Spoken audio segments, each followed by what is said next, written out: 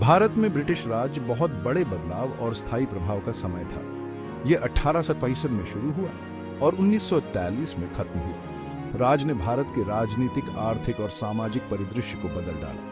अंग्रेजों ने कानून, शिक्षा और प्रशासन की नई प्रणालियां लाईं और रेलवे, सड़कें और टेलीग्राफ लाइनें बनाई। आधुनिक भारत को समझने के लिए ब्रिटिश राज को समझना बहुत जरूरी है। ब्रिटिश शासन की विरासत पर आज भी बहस जारी है।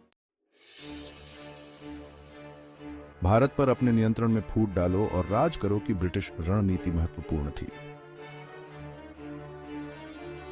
अंग्रेजों ने भारत पर नियंत्रण बनाए रखने के लिए चालाक राजनीतिक रणनीतियों का इस्तेमाल किया। उनकी मुख्य रणनीति थी फूट डालो और राज करो, भारतीय समाज में विभाजनों का फायदा उठाना।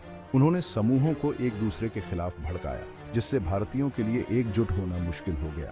इसका एक उदाहरण 1905 में बंगाल का विभाजन था। बंगाल को दो भागों में बांट दिया, जिससे विरोध और हिंसा भड़क उठी। इसे भारतीय एकता को कमजोर करने के प्रयास के रूप में देखा गया। अंग्रेजों ने अलग अलग निर्वाचन क्षेत्रों की व्यवस्था शुरू की। इसने राजनीति में धार्मिक पहचान को मजबूत किया। एक अन्य पहलू था भारतीय अभिजात वर्ग का सहयोग। उन्होंने भारतीय राजाओं और जमींदारों को उपाधियां दी। ये अभिजात वर्ग ब्रिटिश नीतियों का समर्थन करते थे। इस रणनीति ने भारतीयों के बीच विभाजन पैदा कर दिया।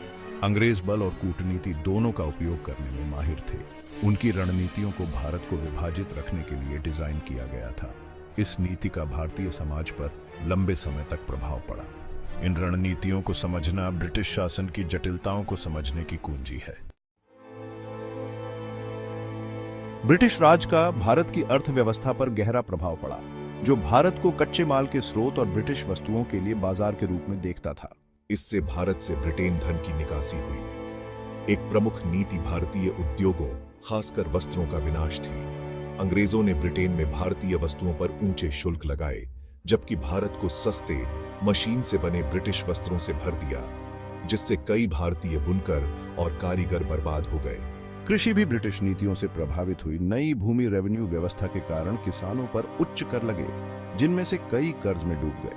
अंग्रेजों ने निर्यात के लिए नील और कपास जैसी नकदी फसलों के उत्पादन को बढ़ावा दिया, जिससे कभी कभी भोजन की कमी और अकाल पड़ा। अंग्रेजों ने भारत में रेलवे का निर्माण किया, जिसके सकारात्मक और नकारात्मक दोनों तरह के प्रभाव पड़े। रेलवे ने पूरे भारत में माल और लोगों के परिवहन में मदद की, लेकिन मुख्य रूप से ब्रिटिश आर्थिक हितों की पूर्ति के लिए बनाया गया था। कच्चे माल को ब्रिटेन भेजने के लिए बंदरगाहों तक पहुंचाया जाता था।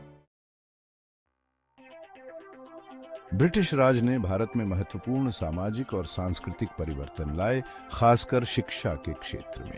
अंग्रेजों ने एडमिनिस्ट्रेशनिक नौकरियों के लिए भारतीयों को प्रशिक्षित करने और भारतीयों के एक ऐसे वर्ग का निर्माण करने के लिए भारत में अंग्रेजी भाषा की शिक्षा शुरू की, जो रक्त और रंग से भारतीय थे, लेकिन स्वाद से अंग्रेज थे। इस शिक्षा प्रणाली का भारतीय समाज पर व्यापक प्रभाव पड़ा, जिससे अंग्रेजी सरकार और उच्च शिक्षा की भाषा बन गई और एक नए कुलीन वर्ग का निर्माण हुआ। अंग्रेजी के प्रसार ने भारतीयों को पश्चिमी विचारों से भी अवगत कराया, जिसमें लोकतंत्र, राष्ट्रवाद और व्यक्तिगत अधिकार शामिल हैं। अंग्रेजों ने आधुनिक लॉवी और एडमिनिस्ट्रेशनिक प्रणालियां पेश की, ब्रिटिश मॉडल पर आधारित अदालतें और एक सिविल सेवा की स्थापना की। इन प्रणालियों ने भारत भर में शासन में अधिक एकरूपता ला दी, कई पारंपरिक भारतीय प्रणालियों की जगह ले ली। ईसाई मिशनरी भारत में सक्रिय थे। उन्होंने स्कूल और अस्पताल स्थापित किए, आधुनिक शिक्षा और स्वास्थ्य सेवा लाए, लेकिन पारंपरिक भारतीय धर्मों के साथ तनाव भी पैदा हुआ। कुछ भारतीयों ने मिशनरी गतिविधियों को अपनी संस्कृति के लिए खतरा के रूप में देखा। ब्रिटिश सरकार आधिकारिक तौर पर धार्मिक मामलों में तटस्थ रही, लेकिन मिशनरियों की उपस्थिति सामाजिक परिवर्तन और कभी-कभी संघर्ष का स्रोत थी।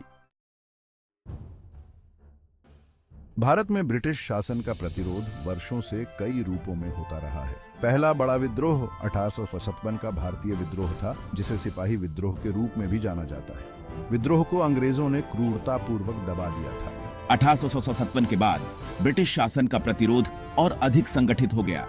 1885 में भारतीय राष्ट्रीय कांग्रेस का गठन हुआ। 1935 का भारत सरकार अधिनियम भारतीयों को स्थानीय सरकार में अधिक अधिकार दिए। उन्होंने दमन का भी इस्तेमाल किया। द्वितीय विश्व युद्ध ने भारत पर अपनी पकड़ बनाए रखने की ब्रिटेन की क्षमता को कमजोर कर दिया। युद्ध के बाद ब्रिटेन ने महसूस किया कि वह अब भारत को नहीं रख सकता।